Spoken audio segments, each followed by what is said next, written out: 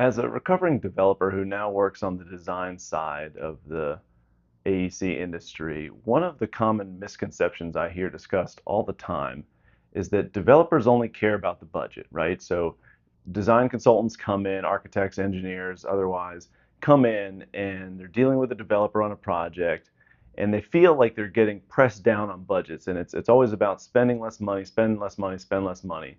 And one of the reasons I think that's a misconception is that developers care more about more things than the budget alone.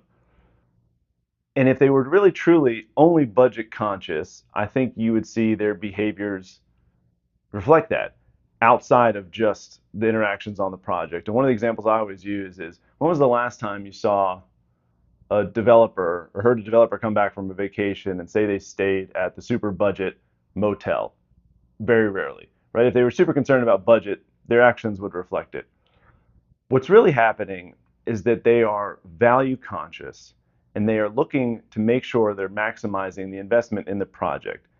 And so instead of thinking about it that they're always trying to press down budgets, think instead about the different levers, as a consultant that you can pull to create value. And so if that means spending more money, you've got to think about what's the counterbalancing force that's going to offset that increased expenditure. And kind of the levers that can be pulled are cost. You can impact cost. You can impact time. You can impact risk. And you can also impact revenue, right? So if you're proposing a design element that's going to cost more money, can that be offset with decreasing the time under construction or decreasing the time to lease up? Can that be offset by decreasing the overall risk profile of the project?